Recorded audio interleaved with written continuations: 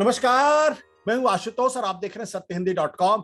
सत्यहिंदी.com के खास कार्यक्रम आशुतोष की बात में आपका स्वागत है। सुप्रीम कोर्ट ने जिस तरीके से मनी लॉन्ड्रिंग बिल के मसले पर अपना फैसला सुनाया है, उसको लेकर काफी विवाद पैदा हो गया है। उसको लेकर तमाम तरीके की आलोचनाएं हो रही हैं और अटकलें भी लगाई जा रही हैं। हमारा मकसद अटकलों पर चर्चा करना नहीं है। हमारा मकसद सिर्फ ये कि सुप्रीम कोर्ट ने एनफोर्समेंट डायरेक्टरेट को लेकर जो फैसला किया है, इस फैसले के मायने क्या है, इस फैसले के दूरगामी परिणाम क्या हो सकते हैं और क्या इससे किसी तरीके से जो हमारी संवैधानिक व्यवस्था है उस पर कोई खलल पड़ता है। क्या जो इंडिविजुअल लिबर्टी का सवाल है क्या वो मजबूत होता है या जो सरकार है, स्टेट है, उसको ताकत मिलती है। इसी पर करेंगे चर्चा। और क्यों मैं इस पर चर्चा करूंगा ये भी बता देता हूं, क्योंकि एनफोर्समेंट डायरेक्टरेट पिछले कई सालों से एक ऐसी संस्था के तौर पर उभरा है जिसका इस्तेमाल सरकार के ऊपर यह आरोप लगाया जा रहा है कि दरअसल जो विपक्षी पार्टियां हैं, विपक्षी सरकारें हैं, उनको डिस्टेबलाइज करने के लिए, उनको डिमोरलाइज करने के लिए, उनको डिस्क्रेडिट करने के लिए, उनको डिस्ट्रॉय करने के लिए, उनको डिमोलिश करने के लिए उसका इस्तेमाल हो रहा है। पहले यह आरोप सीबीआई के ऊपर लगता था, लेकिन आज की तारीख में आप देखते हैं कि सीबीआई काफी हद तक खामोश नजर आती है।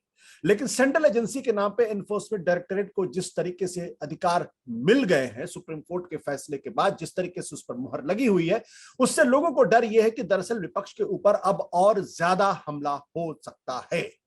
बहुत सारे मामले हैं। आप कश्मीर से कन्याकुमारी तक चले जाएं, शायद ही कोई ऐसा बड़ा नेता होगा जिसके परिवार का कोई आदमी, जिसका करीबी या जो विपक्ष में है, उसके ऊपर एनफोर्समेंट डायरेक्टरेट का कहर नहीं टूटा है। लेकिन भारतीय जनता पार्टी के नेताओं के ऊपर यह कहर कभी भी नहीं टूटता है। इसलिए जो ईडी पर जो सुप्रीम कोर्ट का फैसला है, उस पर हम जानेंगे, बातचीत करेंगे। हमारे साथ इस वक्त मौजूद है सुप्रीम कोर्ट में वकील, जाने माने वकील सारिम नवेद साहब। आपका बहुत बहुत स्वागत है सारिम नवेद साहब। ये जो सुप्रीम कोर्ट ने जो फैसला दिया है, खानविलकर साहब की जो बेंच ने फैसला दिया है, उस पे आपका पहला नजरिया क्या है? आप पहली नजर में उसको कानून की नजर से, संविधान की नजर से कैसे देखते हैं, कैसे इंटरप्रेट करते हैं आप? देखिए, ये जो फैसला आया है एक्सपेक्टेड ही था। ये एक बंच ऑफ पिटिशंस थी जिसमें इस कानून के कई प्रोविजंस जो थे, स्पेशली जो कि 2015 के बाद जो अमेंडमेंट आए थे, उनको कॉन्स्टिट्यूशनल चैलेंज किया गया था। मतलब कहा गया था कि ये संवैधानिक नहीं है। अब संवैधानिक नहीं होना is a very high standard, बड़ा हाई स्टैंडर्ड होता है ये। सबका जो डर आपने बताया है, जो 250 लोग तकरीबन वहां पे थे, पिटिशंस में चैलेंज कर रहे थे इन प्रोविजंस को, उन सब का डर यही है कि देखिए, ये जो प्रोविजंस हैं बहुत ज्यादा पावर देते हैं, बहुत ज्यादा छूट देते हैं ईडी को एक तरह का पीनल एक्शन लेने के लिए। देखिए, अगर एक थानेदार आता है आपके घर पे, एक लॉ है called the CrPC, code of criminal procedure, वो कैसे अरेस्ट करेगा, कैसे सर्च करेगा, सब कुछ उसमें लिखा हुआ है। 150 साल के जजमेंट्स हैं, 150 साल का एक्सपीरियंस है। उसमें लोग घबराते कम हैं। ईडी का अलग मामला है। ईडी वाले नंबर वन पुलिस वाले नहीं होते। आप देखेंगे, इनका प्रोफाइल देखेंगे, ज्यादातर आईआरएस होते हैं ऑफिसर्स, कुछ आईएएस ऑफिसर्स होते हैं, कोई कदम कोई आईपीएस में रहे होंगे। तो अजीब बात है, इतने बड़े पावर दिए गए हैं कि वो आदमी आपको बुला सकता है। अगर मुझे पुलिस वाला बुलाए और कोई स्टेटमेंट लिखवाए तो वो स्टेटमेंट कोर्ट में मान्य नहीं होता। ईडी वाला ऑफिसर मुझे बुला के कुछ लिखवाए तो वो मान्य है। ईडी वाले को अगर मैंने कुछ गलत इंफॉर्मेशन दे दिया, ईडी वाला कहे कि आपने मुझे गलत बताया है, तो वो एक अलग ऑफेंस होता है। जो जुर्म वो इन्वेस्टिगेट कर रहा है, उसके अलावा जो आप उसे बता रहे हैं, अगर वो कहे गलत है तो आपके खिलाफ वो दूसरा केस चलाएगा। वो आपकी प्रॉपर्टी को सिर्फ सीज नहीं करता, वो उसके पास अटैचमेंट के पावर्स हैं। फिर वो भेजता है कि होती है कि अथॉरिटी होती है, उसको भेजता है फॉर रेटिफिकेशन, लेकिन ज्यादातर वो हो जाता है। इस जजमेंट में एक और बात कही गई है कि जो एजुडिकेटिंग अथॉरिटी के ऊपर एक अपीलेट ट्राइब्यूनल है, वो 2 साल से हेडलेस है। आपकी अगर प्रॉपर्टी अटैच की है, आपका शायद घर हो, बैंक अकाउंट हो, पूरी जिंदगी आपकी रुक जाएगी और आपके पास अपीलेट ट्राइब्यूनल में कोई जज ही नहीं है जिसके पास जा सके आप। तो ईडी के ये जो कुछ पहलू हैं, उनको चैलेंज किया गया था कि इतने वाइड पावर्स आप कैसे दे सकते हैं। अब देखिए, हमारे कानून में फेमा पहले एक लॉ है जिससे ईडी एस्टैब्लिश हुई है, कस्टम्स एक्ट है, 2-3 लॉ और हैं जहां पे कहीं ना कहीं ऐसे पावर्स दिए गए हैं, लेकिन वो बहुत ही एक छोटे कंस्पेक्टस में होते हैं, छोटे दायरे में होते हैं। डर ईडी का ये है कि ईडी कह रही है कि मनी लॉन्ड्रिंग इन्वेस्टिगेट करेंगे हम। मनी लॉन्ड्रिंग वो कहते हैं कि भाई कहीं कुछ भी जुर्म हुआ है, शेड्यूल है एक पीएमएलए का, उसमें 420 भी इंक्लूडेड है, फॉर्जरी भी इंक्लूडेड है। वो कहते हैं कि कहीं देखिए सेल डीड भी कहीं अगर फॉर्ज हो गई है तो शायद वो भी मनी लॉन्ड्रिंग, उसका जो पैसा मिला है वो भी मनी लॉन्ड्रिंग है। तो ये एक ओपन ब्लैंक चेक है। ईडी चूज करती है कि 10 केस हैं 420 के, अब शायद मैं करूं तो ईडी उसमें इन्वॉल्व ना हो, चाहे कोई और करे ईडी इन्वॉल्व ना हो, कि कोई मंत्री है ऑपोजिशन का तो ईडी इन्वॉल्व हो रही है। ईडी इन्वॉल्व हो रही है, फिर उसका बेल मिलना ऑलमोस्ट नामुमकिन है, क्योंकि इसमें जो बेल के प्रोविजंस हैं बड़े ही सख्त हैं। तो इसकी दिक्कत ये है लॉ की कि देखिए ये पूरी तरह डिस्क्रेशनरी है।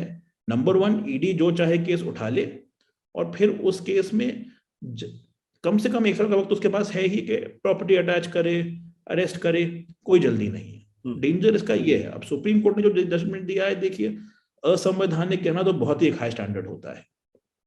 2 तरीके होते हैं कहते हैं असंवैधानिक, या तो कि पार्लियामेंट का जो हम कहते हैं लेजिस्लेटिव कॉम्पिटेंस नहीं था, वो तो है इसमें। दूसरा कहते हैं कि ये आर्बिट्ररी है या वायलेटिव ऑफ फंडामेंटल राइट्स है।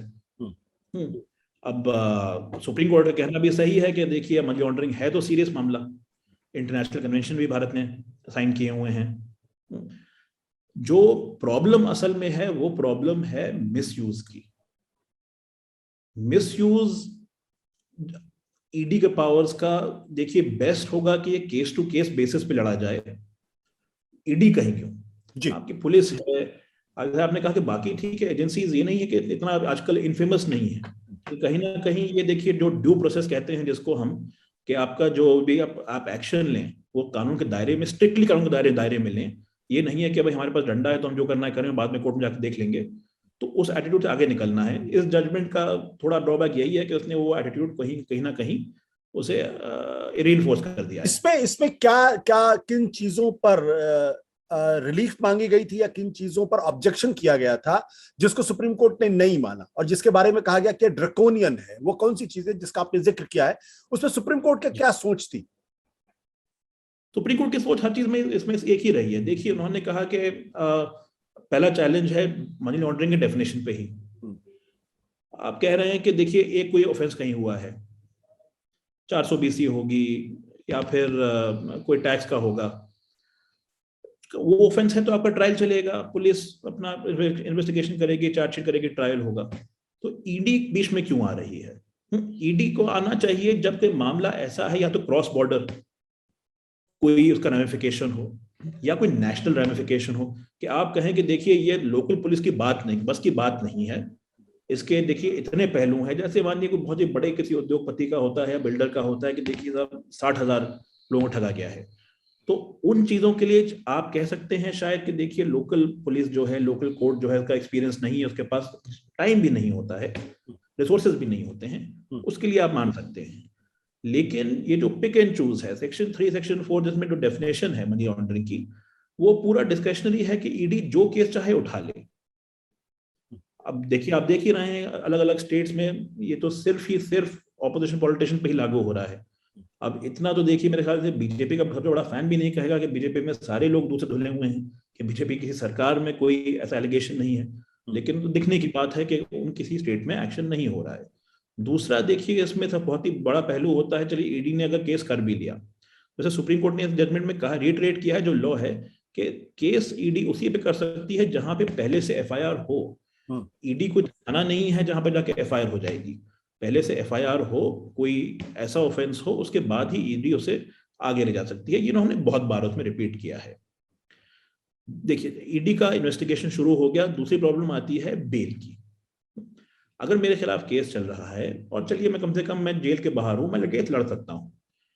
इसमें अरेस्ट जो होता है तो इसमें कहीं ना कहीं आप मानिए कि जो यूएपीए टेरर लॉ है उससे भी स्ट्रिक्ट बेल कंडीशंस हैं। उसको भी सुप्रीम कोर्ट ने अपहोल्ड किया है, क्योंकि हिस्ट्री रही है ऐसे सेक्शन अपहोल्ड करने की सुप्रीम कोर्ट की। लेकिन उन्होंने कहा है कि देखिए जब ऐसे क्राइम्स जो होते हैं तो उसके कई पहलू हो सकते हैं। क्या पता टेररिज्म का पहलू भी हो मनी लॉन्ड्रिंग में, क्या पता नारकोटिक्स का हो, क्या पता किसी क्रॉस बॉर्डर ऐसी कोई साजिश हो which affects national security, which make sense. लेकिन वही देखिए चैलेंज करने का एक रीजन भी है कि अगर आपको उन संगीन जुर्मों को सिर्फ इस अलग लॉ में लाना है, इस अलग तरीके से आपको डील करना है, तो आप लॉ में लिखिए कि सिर्फ मैं उन संगीन जुर्मों को ही इन्वेस्टिगेट करूंगा। प्रॉब्लम यहाँ पे ये है कि नेबरहुड किराने पे जाके अगर आपने जाके उसे कह दिया कि साहब मुझे 2 आइसक्रीम दे दीजिए, और उसने आइसक्रीम की जगह आपको उसमें कीचड़ भर के दे दी, 420 वो भी है, technically speaking ED can investigate that also. तो इतना देखिए अलग अलग डिस्क्रेशन देना एक एजेंसी को वो सही नहीं है। बाकी प्रोविजन जो चैलेंज किए गए थे इसमें, वो एक था कि पहले जो डेफिनेशन थी मनी लॉन्ड्रिंग की वो थी कि अगर कुछ हुआ है, ब्लैक मनी आया है, तो ब्लैक मनी को सिर्फ होल्ड करना नहीं था मनी लॉन्ड्रिंग, लेकिन ब्लैक मनी को कन्वर्ट करना व्हाइट में वो था जो कहते हैं प्रोजेक्टिंग। इसमें तो एंड को उन्होंने और कर दिया है, उन्होंने कहा या तो आपके पास पैसा है, आपने डील किया है, या फिर आपने प्रोजेक्ट किया है, आपने व्हाइट में किया है, ये सब मनी लॉन्ड्रिंग है। लेकिन उन्होंने अगेन बीच में उन्होंने केविएट दिया है, एक उन्होंने उसमें एक बचाव दिया है कि देखिए सिंपली कि अगर केस की वजह से आपको कोई पैसा आया है, मतलब किसी क्राइम में पैसा आया है, तो वो सब मनी लॉन्ड्रिंग नहीं होता है, प्रोसीजर क्राइम नहीं होता है। आपको केस बाय केस देखना है कि प्रोसीजर क्राइम है कि नहीं है। तो ऐसे ही करके देखिए 2-3 मुद्दे और हैं रिगार्डिंग अटैचमेंट प्रॉपर्टी, जो उसमें अच्छी बात कही है कि ईडी क्या करती है, आपकी प्रॉपर्टी अटैच कर लेती है, आपके बैंक अकाउंट फ्रीज कर देती है, फिर आप भागते रहिए इधर से उधर। तो एक सेक्शन 8 सब क्लॉज 4 है, उसमें है कि आप प्रॉपर्टी का पोजेशन भी ले सकते हैं। तो उन्होंने कोर्ट ने ये भी कहा है इसमें कि possession should be the last resort, कि आपको अटैचमेंट इसलिए करना है कि वो आदमी पैसे लेके भागना जाए, वो आदमी प्रॉपर्टी बेच के भागना जाए। लेकिन जो कहीं रह रहा है, जो कहीं पे वो एक काम कर रहा है, वो तो तुम उसे करने दोगे तुम उसको। और सुप्रीम कोर्ट ने बार बार इसमें यह भी कहा है कि देखिए आप जो कुछ भी कर रहे हैं, लेकिन अगर जो शेड्यूल ऑफेंस जो है, जो प्रेडिकेट ऑफेंस है, जो एफआईआर में बार बार कह रहे हैं, अगर उसमें आदमी छूट गया तो ये केस खत्म होगा ऑटोमेटिकली।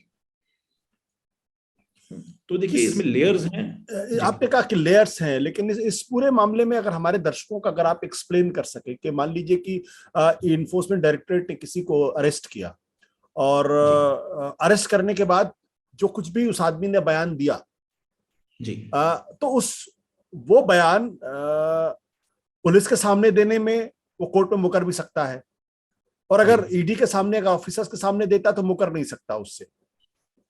और ये इसलिए बट ये उम्मीद तो की जाती कि जिस आदमी को पकड़ा जाएगा, अरेस्ट किया जाएगा, वो आदमी कोर्ट हो या पुलिस या इन्फोर्समेंट उसके सामने सही तरीके से अपने बयान को रखे। तो अगर कोर्ट ने कहा है कि नहीं भाई, अगर आप ऑफिसर्स के सामने दिया गया बयान एडमिसिबल कोर्ट में होगा, तो उसमें प्रॉब्लम क्यों होनी चाहिए, उसमें आपत्ति क्यों होनी चाहिए? आपत्ति इसलिए होनी चाहिए और है भी क्योंकि देखिए जब आपके खिलाफ कोई केस होता है, देखिए अगर हम ये माने कि भाई हर जो चीज हो रही है पुलिस कर रही है, ठीक है, फिर तो जरूरत है नहीं कोर्ट की ना कचहरी की। ईमानदार आदमी है, ठीक कर रहा है, लेकिन ईमानदारी का कोई प्रिजम्पशन दुनिया में नहीं है, हमारे देश में तो बिल्कुल नहीं है। अंग्रेजों के जमाने में सोचिए, जब अंग्रेज तो चाहते थे कि उनकी पुलिस तो हर जगह पे ही सबसे टॉप पे रहे, सबको दबा के रखे, उन्होंने ये रूल लाए थे कि देखिए बहुत चलन है कि भाई ये आदमी कुछ भी लिख देगा, किसी को भी फिक्स कर देगा, किसी को भी फ्रेम कर देगा। तो प्रिंसिपल, इंटरनेशनल प्रिंसिपल भी है, राइट अगेंस्ट सेल्फ इंक्रिमिनेशन, कि आप ये नहीं कर सकते कि मुझे पकड़ लिया, मुझे ही आपने 2 हाथ मारे और कहा कि तुम साइन करो इस पे कि मैंने किया है, बिकॉज वैसे तो हर क्राइम सॉल्व हो जाएगा 2 घंटे के अंदर। पुलिस वाले का इंटरेस्ट है कि रिजल्ट दिखाना, वो कुछ ना कुछ करके साइन करा के कहेगा कि आपने खुद मान लिया है, केस खत्म। तो वो हमारे लॉ में बिल्कुल नहीं है, इंटरनेशनल स्टैंडर्ड भी यही है। लेकिन हमारे लॉ में उससे आगे बढ़ के एक प्रोविजन है कि पुलिस के सामने दिया हुआ स्टेटमेंट कुछ नहीं है, आपको कोर्ट में जो कहेंगे जाके वो माना जाएगा। तो मैंने बताया कि कहीं ना कहीं लैक ऑफ ट्रस्ट है पुलिस पे, और जो कि बोर्न आउट भी होता है, ये कोई मैं कोई बड़ी बात नहीं कह रहा हूँ, ये रोजमर्रा का एक्सपीरियंस है जी। बी में ये लोग कहते हैं कि देखिए क्योंकि एक डायरेक्टर, डेप्यूटी डायरेक्टर जो होता है ईडी का, वो पुलिस वाला तो होता नहीं है, आईएएस आईआरएस ऑफिसर होता है। उसके सामने जो देंगे वो आपको पुलिस वाले का डर नहीं है कि वो आपको मारपीट कर रहा है, आपको धमका रहा है, वो सब डर नहीं है। तो इसलिए कहते हैं जो है कि मान्य है। अब प्रॉब्लम उसमें ये है, देखिए बहुत ही एक मैं बेसिक बात कह रहा हूं कि आप जब जाते हैं वहां पे आपसे क्वेश्चनिंग हो रही है, आप वकील नहीं है। पूरे कानून का देखिए सारा मामला जो होता है शब्दों पे होता है, शब्दों के ऑर्डर, शब्दों के मतलब आदमी थक भी जाता है, आदमी गलत चीजें भी कह देता है। तो मुंह से कोई बात निकल गई तो क्या आदमी को जेल में डाल देंगे आप? कोई गलती हो गई कहने में तो क्या आदमी को आप 7 साल की सजा दे देंगे? इन सब वजहों से ये जो रूल जो है कि आप जाके जो ईडी की बिठाती है, चलिए बाकी लोग छोटे लोग हैं, राहुल गांधी को 5 दिन बुला लिया था इन्होंने 10-10 घंटा। अब अगर आप मुझसे 10 घंटा सवाल करेंगे, मैं आपसे 10 घंटा सवाल करूंगा, तो आदमी थक जाएगा, दिमाग थक जाएगा। उसमें गलतियां होती हैं, उसमें कई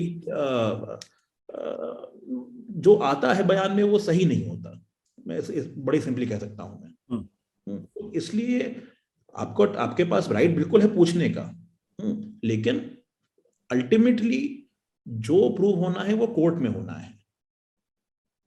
ये कि जो हमने लिखवा लिया वही सच है, ये बड़ा एक डेंजरस रोड है, क्योंकि अगर ईडी कर रही है तो कल पुलिस भी क्यों नहीं? वैसे टाडा और कोटा में प्रोविजन था एक कि police officer rank of I think DCP and above code record confession, लेकिन वो बड़ा ही अनयूजुअल माना जाता था। इसमें जो आपको इस बात का डर है कि जो एनफोर्समेंट डायरेक्टरेट के जो ऑफिसर्स होंगे किसी भी रैंक में हो, वो किसी भी आदमी को टॉर्चर करके जबरदस्ती उससे लिखवा के उस पर सिग्नेचर करवा सकते हैं और फिर वो आदमी उससे मुकर नहीं सकता क्योंकि वो कोर्ट में एडमिसिबल हो जाएगा?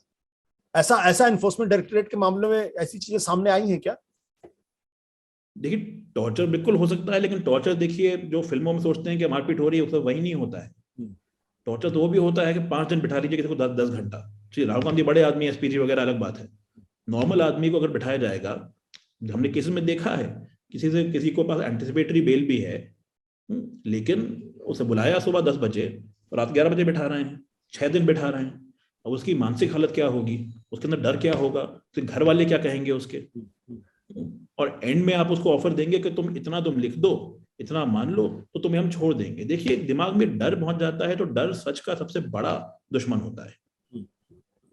तो टॉर्चर उसे आप माने ना माने, लेकिन देखिए एक इन्वेस्टिगेटिव डिसिप्लिन, एक क्रिमिनल लॉ, क्रिमिनल जस्टिस के बेसिक प्रिंसिपल्स के आधार पे ऐसा एक राइट देना इन्वेस्टिगेटिव एजेंसी को कि भाई आप ही कहीं ना कहीं जज हो गए, ये बहुत डेंजरस है। इसमें यह भी कहा गया कि अगर कोई इन्फोर्समेंट डायरेक्टरेट चाहे तो आपको डिटेन करे और उसके लिए बताने के लिए जरूरी नहीं है कि आपको क्यों डिटेन किया गया है। तो उन्होंने कहा है कि रीजन फॉर अरेस्ट दे दीजिए, और रीजन फॉर अरेस्ट वो जज साहब देखेंगे। मेन वो है, देखिए जो एफआईआर होती है क्रिमिनल लॉ में, यहाँ पे होती है ईसीआईआर होती है इनकी, उसकी कॉपी देते नहीं है, कभी कभी दे भी देते हैं। तो देखिए नंबर 1 प्रॉब्लम यही है कि ये ईडी जो है बड़ा बेलगाम है।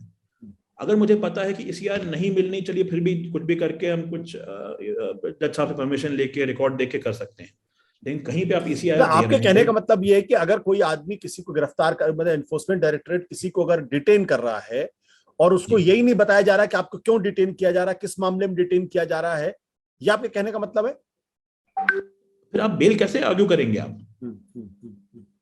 देखिए इस लॉ में ये प्रोविजन ये भी है कि अगर प्राइमा फेसी ऑफेंस बनता है तो आपको बेल नहीं मिलेगी। पहले मुझे पता तो हो कि मेरे खिलाफ मटेरियल क्या है, तब मैं कहूं जाके कि साहब ये जो है गलत बात है। ये तो बड़ा बेसिक पॉइंट एक है। तो बट कोर्ट कॉन्स्टिट्यूशनल जो सुप्रीम कोर्ट है उसके बारे में तो ये कहा जाता है कि जो इंडिविजुअल लिबर्टी है उसको प्रोटेक्ट करने के लिए ज्यादा एग्रेसिव रहती है। इस मामले में ऐसा क्यों नहीं दिखाई पड़ रहा? क्या ये इंडिविजुअल लिबर्टी का मामला नहीं है? जी बिल्कुल मामला है, बिल्कुल मामला है, लेकिन इसमें उन्होंने एक चीज की है कि कई इसमें पिटीशन जो साथ में थी वो कॉशिंग और बेल के लिए भी थी, कोई अपील्स हो रही हैं, कुछ पिटीशन थी, उन सबको उन्होंने कह दिया है कि इन लाइट ऑफ दिस अब आप देख लीजिए जाके हाई कोर्ट और ट्रायल कोर्ट में जाके देख लीजिए फिर अपना। जो हमारे सुप्रीम कोर्ट का रुख है आजकल, वो कहीं ना कहीं पहले के रुख से बदला हुआ लग रहा है। 2 बड़े केस हुए हैं, जकिया जाफरी, तीसरा सेतलवाड़ का जिसमें अरेस्ट हुआ, उसके बाद कहीं ना कहीं सुप्रीम कोर्ट इलेक्शन पे ये छत्तीसगढ़ का केस जो है वहां पे एनकाउंटर में जो एनकाउंटर को अपलोड किया गया जी, फिर कहा गया पिटिशनर को ही आप इन्वेस्टिगेट कीजिए। तो ये देखिए बिल्कुल ही अनप्रेसिडेंटेड चीजें होनी है सुप्रीम कोर्ट में। हम वकीलों को पता है, हम लोग दूसरे मजाक करते हैं कि ये है आजकल, तो पहले तो था कि तुम्हारा केस डिसमिस हो गया, अब हो गया केस डिसमिस हो गया, कम से कम तुम्हारा क्लाइंट तो लेकिन जेल नहीं है ना तो वही बड़ी बात है। तो देखिए ये मैं हंस के कह रहा हूं, लेकिन ये बहुत ही संगीन चीजें हैं। अगर सुप्रीम कोर्ट जाते हुए अगर आदमी डर रहा है तो बहुत ही कुछ गलत हो रहा है। और मैं ये बड़ी जिम्मेदारी से कह रहा हूँ। ऐसा क्यों हो रहा है? सुप्रीम कोर्ट का रुख क्यों बदला हुआ दिखाई पड़ रहा है? क्योंकि जो बात आपने तीसरा सीतलवाड़ की बात की है, उसमें तो एक तरीके से उन्होंने जिम्मेदार ठहरा दिया कि आपने पूरा षड्यंत्र रचा और रचने के बाद जो है एक तरीके से आपने देश के प्रधानमंत्री की छवि को खराब करने का काम किया है, लिहाजा आपके खिलाफ केस होने चाहिए एंड कानून को आपसे निपटना चाहिए जी। तो ऐसा क्यों सुप्रीम कोर्ट के कैरेक्टर की जो रुझान है उसमें बदलाव क्यों दिखाई पड़ रहा? अब देखिए, उसके लिए तो जो वजह है कहीं ना कहीं आपको मुझे ही पता है। जनरल एक स्टैंडर्ड्स में तो गिरे ही पिछले 8-10 साल में पब्लिक लाइफ में। जो एक पॉलिटिकल क्लास का झूठ बोलना एक अलग लेवल पे पहुंच गया है। कहीं ना कहीं हर लेवल पे एक समझ है कि एक तरह की थिंकिंग, एक तरह की आइडियोलॉजिकल थिंकिंग ही सही है, बाकी सब गलत हैं। अब बाकी चीज गलत है से आप गुनहगार हैं कि बहुत ही छोटा एक रास्ता होता है। अब उस कहीं ना कहीं कुछ जजों ने, क्योंकि ये जजमेंट दोनों जो हैं वो एक ही बेंच ने पास किए थे, एक बेंच नहीं, एक जज साहब खरमनीकर साहब ही थे जिन्होंने ये जजमेंट किया है, वो सीनियर जज थे बेंच पे, तो इन्होंने ही किया है। तो ये नहीं है कि पूरी जुडिशरी ने ये रुख अपनाया है। मुमकिन है खरमनीकर साहब को लगा हो कि उनका पावर इसमें है, मैं उससे बिल्कुल ही ना सहमत रहूंगा, क्योंकि देखिए सुप्रीम कोर्ट का पावर, सुप्रीम कोर्ट ने खुद कहा है बहुत बार, हम इन्वेस्टिगेशन नहीं करते, हम फैक्ट फाइंडिंग अथॉरिटी नहीं है। इन्वेस्टिगेशन करेगी पुलिस। आप बड़े से बड़ा आप कोई लेके जाएं केस वहां पे 2G इंक्लूडेड, क्या कहते हैं कि भाई आप सीबीआई हैं, आप सो एंड सो हैं, आप इन्वेस्टिगेट कीजिए। कभी ये नहीं कहते कि इन लोगों को जाके बिल्कुल ही आप बंद कर दीजिए, अभी जो कहीं ना कहीं तीसरा सीतलवाड़ के केस में कह दिया गया था। तो ये चाहे उस माने कि एक जज का रुख था जिनको लगा कि ये उनका पावर है और ये उनकी रिस्पॉन्सिबिलिटी भी है। अगर ये ट्रेंड आगे बढ़ता है फिर तो बहुत ही एक खतरनाक सिचुएशन हो जाएगा कि देखिए कोर्ट अपनी है, कोर्ट आपकी है, कोर्ट मेरी है। हमें वहां पे जाके डरना नहीं होता है। कहीं ना कहीं हमें बेवकूफी ये चीज कहने का भी हक है हमें वहां पे कोर्ट में। अगर वहां पे जाके हमें ऐसा डर लगे कि अगर जज साहब को बात पसंद नहीं है तो हम जेल पहुंच जाएंगे, तो मुमकिन है कि शायद कुछ फालतू के केस ना जाएं, लेकिन मुमकिन ये भी है कि कुछ अच्छे केस जो है डर के मारे वो भी आदमी ना ले जाए वहां पे। बट एक तरफ ये देखने में आया कि जो चीफ जस्टिस महोदय ये कहते हैं कि जो वॉइस ऑफ डिसेंट है उसका स्पेस श्रिंक करता जा रहा है, वो सिकुड़ता जा रहा है। दूसरी तरफ जुबैर अहमद के मामले में, मोहम्मद जुबैर के मामले में भी कोर्ट ने एक तरीके से बहुत ही बेहतरीन जजमेंट देने का काम किया और यहां तक कहा कि डेमोक्रेसी जो है वो सरवाइव नहीं करेगी अगर ऐसी चीजों पर अगर एक्शन होगा। उसके पहले दिल्ली हाई कोर्ट ने भी कहा था कि भाई वॉइस ऑफ डिसेंट जरूरी है डेमोक्रेसी के लिए। तो एक तरफ ऐसा लगता है जैसे सुप्रीम कोर्ट इंडिविजुअल लिबर्टी के लिए वो ज्यादा कमिटेड दिखाई पड़ती है, दूसरी तरफ ऐसे जजमेंट्स आ रहे हैं जिसके आधार पे कहा जा रहा है कि ऐसा तो नहीं कि जुडिशरी के फैसलों से एग्जीक्यूटिव को या सरकार को फायदा मिल रहा। ये डाइकोटमी क्यों दिखाई पड़ रही? देखिए डाइकोटमी तो हमारे सिस्टम में एक मैं कहूँ थोड़े अरसे से है, और वो इसलिए है क्योंकि देखिए हमारे यहाँ डिसिप्लिन जो है, जुडिशियल डिसिप्लिन, वो कहीं ना कहीं वीक रहता है। सुप्रीम कोर्ट में अक्सर हम लोग बात करते हैं कि देखिए आपके केस का हाल क्या होगा ये डिपेंड करता है किस बेंच के सामने है। किसी का कोई रुख होता है, किसी का कोई रुख होता है। अक्सर आपको दिख जाता है कि ये बेंच के सामने है तो अच्छा ये बेंच तो प्रो लिबर्टी है, ये बेंच प्रो स्टेट है, और ये होना नहीं चाहिए।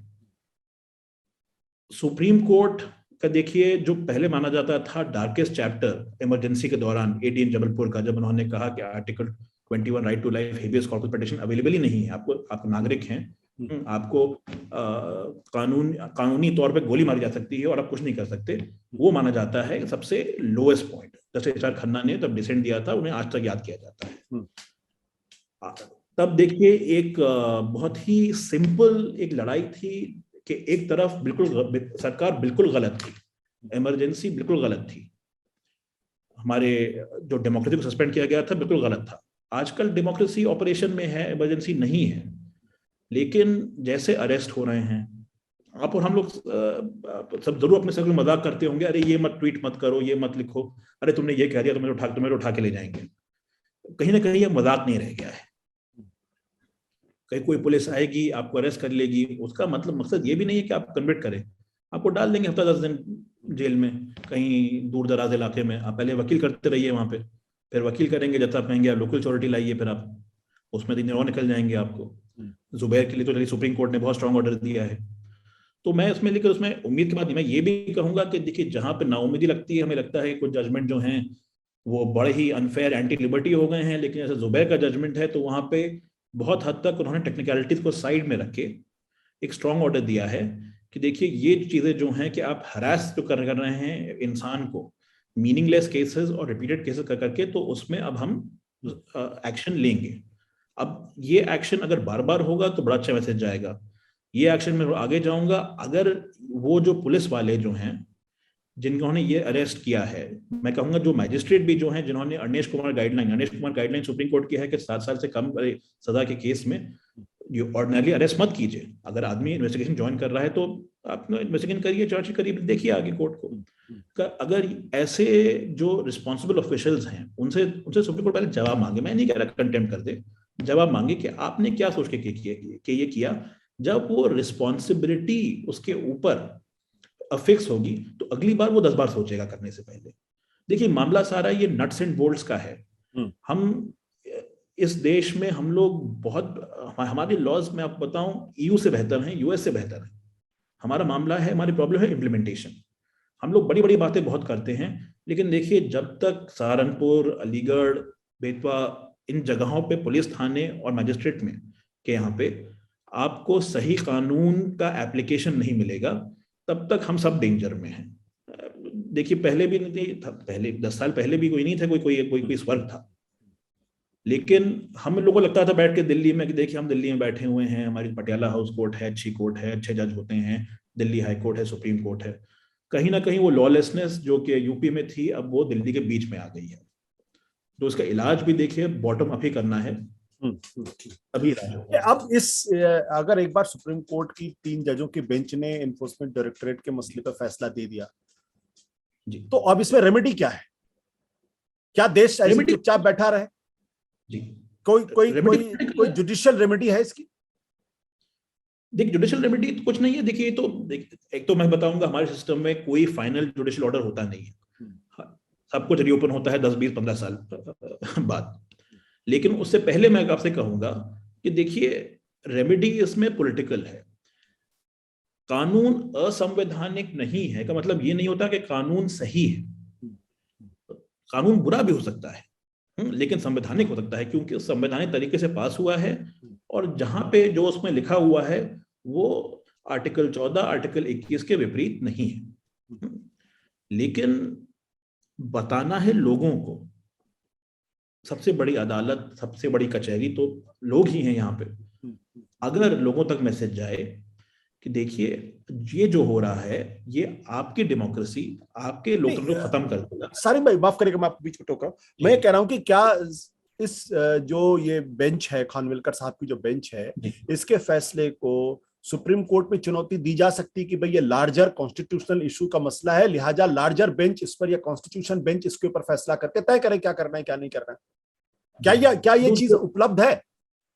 और अगर है जी हाँ है, लेकिन वो बड़ी एक रिव्यू कहते हैं उसको। तो रिव्यू जो होता है, रिव्यू को बहुत ही एक छोटे ग्राउंड पे होता है कि आपके देखिए ऐसी कोई गलती हो गई है जजमेंट में जो कि दिखते ही पकड़ में आ जाए, वो अपील नहीं होती। अपील में तो पूरे जरा करते हैं, आप पूरे बहस करते हैं।